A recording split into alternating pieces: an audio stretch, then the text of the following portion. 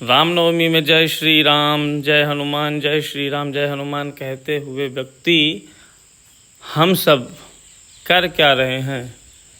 हम लोग जो हर जगह जाकर पूरे विश्व में जय श्री राम की गूंज करते हैं, जय श्री राम के नारे लगाते हैं, रामनवमी की यात्राएं निकालते हैं, हनुमान जी का नाम लेते हैं, भगवान का नाम लेते हैं, ईश्वर पे आस्था दिखाते हैं, क्या हमें ये नहीं सोचना चाहिए कि हम ये सब क्या कर रहे हैं। ये गंदगी हम लोग ये सब करने के बाद और हम ही ये हाल मंदिरों की ये हाल बचा रखे हैं। हम ही लोग इसे गंदा भी करते हैं, अपवित्र भी करते हैं। क्या ऐसे थूकना, ऐसे मंदिर परिसर को गंदा करना, ऐसे कचरा फेंकना क्या हम सबको शोभा देता है? क्या यही है हमारे हिंदू धर्म की आस्था, हमारे भगवान श्री राम की आस्था? क्या होगा 500 सालों के बाद भी, राम जी के यहाँ आने के बाद, जब हम मंदिरों की इतनी भी सुरक्षा नहीं कर सकते हैं? किस बात के धर्म पर पड़े हैं? किस धर्म की लड़ाई पे लड़ते रहते हैं हम? किस बात पे बखेड़ा खड़ा करे रहते हैं हम? जहाँ हमें ध्यान देना चाहिए वहाँ तो ध्यान नहीं गया कभी हमारा। जय श्री राम मित्रों, नमस्कार। कैसे हैं आप सब? आशा करता हूँ आप सब स्वस्थ होंगे, कुशल होंगे। साथियों, ये है हमारे गांव के खेरापति हनुमान जी महाराज। दक्षिण मुखी स्वरूप में है, वहाँ साक्षात हनुमान जी विराजमान है। हमारे हनुमान जी महाराज के खेरिया रायधाम महोखर में प्रतिवर्ष नए साल के पहले मंगलवार को विशाल भंडारा, क्षेत्रीय विशाल भंडारा होता है। साथियों, जो ईश्वर हमारी रक्षा करते हैं, हम इन्हें अपने रखवाला मानते हैं। हमारे परिवार सुख दुख सारे कुछ हम ईश्वर की आस्था से बंधे हुए।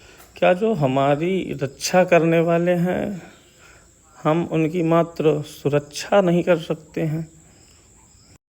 और सुरक्षा भी कैसी? बहुत बड़ी कोई सुरक्षा व्यवस्था में विस्तारित व्यवस्था नहीं करनी है आप सभी को। हमें सिर्फ इतनी सुरक्षा करनी है कि हम जिस मंदिर परिसर में आए हैं, कम से कम हम उसमें अब गंदगी फैलाने में शामिल ना हो। जिस मंदिर में हम आए हैं उस मंदिर में अगर गंदगी हो तो हमारा नाम उसमें शामिल ना हो, मैं भी इस गंदगी को फैलाने में शामिल हूँ। जहाँ पर हमारे हनुमान जी विराजमान हैं, उसी जगह ऐसे थूकना, गुटखा पान मसाला खाकर ऐसे थूक देना, क्या आप लोगों को सही लगता है? हमारे गांव की प्रथा होती है, देवस्थान में खाने बनाने वाला। देवस्थान में हम लोग जो खाने बनाने जाते हैं, ऐसी प्रथा को मानकर हम यहाँ बनाने और खाने तो आते हैं, लेकिन क्या दोस्तों हम बना करके खा करके यहाँ से चले जाएं? बस यही आस्था होनी चाहिए हमारी? हम इस मंदिर परिसर में गंदगी फैलाकर इस तरह चले जाएं, खा करके बना करके इस तरह राख कूड़ा कचरा, ये ऐसा करना तो गलत है मेरे हिसाब से। हम लोग रामनवमी नवरात्र में अपनी भक्ति, अपनी हिंदूवादी सोच, अपनी पूजा, अपनी आस्था ईश्वर के प्रति जो सद्भाव है वो दिखाते हैं। हमारी आस्था यहाँ पर इन मंदिरों में, जहाँ हमारे प्रभु भगवान हमारे इष्ट बैठे हैं, यहाँ पर हमारी ऐसी कोई आस्था क्यों नहीं जगती? आखिर हम कब जागेंगे? क्या अपनी आस्था और अपने धर्म की जो लड़ाई पे हम लगे रहते हैं, क्या वो ज़रूरी है, या पहले जिस जगह हम रह रहे हैं हमारे बगल का ही मंदिर स्वच्छ और साफ नहीं रह पाता, ये गंदगी पहले मिटाना ज़रूरी है, या वो गंदगी पहले मिटाना ज़रूरी है? मैं ये सब इसलिए नहीं कर रहा कि किसी की दिल में ठेस पहुँचे, ये सब मैं इसलिए कर रहा हूँ कि लोग कम से कम सोचें इस बात को। इस विषय में थोड़ा सा सोचना ज़रूरी है गंभीरता के साथ, कि हमारे धर्म और हमारे ईश्वर के प्रति जो हमारी आस्था है, क्या हम उसमें सही तरीके से, क्या हम सही तरीके से अपने धर्म और अपने आस्था के प्रति जागरूक हैं? मैं किसी के दिल में ये ठेस पहुंचाने के लिए ऐसा वीडियो नहीं बना रहा हूं, मैं अपनी बात समझाने के लिए ये वीडियो बना रहा हूं कि मेरे हनुमान जी के प्रति ऐसा व्यवहार क्यों? आखिर जो सबका रक्षक है, हम उसी के भक्षक क्यों बने जा रहे हैं? हम लोगों में इतनी भी श्रद्धा भाव नहीं रह गई है, इतना भी सामर्थ्य नहीं रह गया? अरे हम कोई चीज़ बना नहीं सकते, अगर तो मत बनाएं, लेकिन किसी बनी बनाई चीज़ को बिगाड़ने का भी अधिकार हमें नहीं है। इस चीज़ को तो हम लोग समझ ही सकते हैं। मुझे बड़ा कष्ट होता है जब मैं देखता हूँ कहीं पे थूका हुआ पड़ा, कहीं पे कचरा फैला हुआ, कहीं पे राख पड़ी हुई। बहुत मन व्यथित हो जाता है मेरा इन सब समस्याओं को देखकर, लेकिन मैं कुछ कर नहीं सकता क्योंकि अकेले। बड़ा कष्ट होता है देखकर ये गंदगी।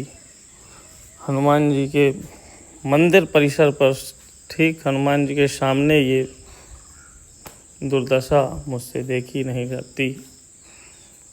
आप लोगों से निवेदन है कि आप लोग इसमें स्वच्छता व्यवस्था बनाने पर इसमें अवश्य ध्यान दें।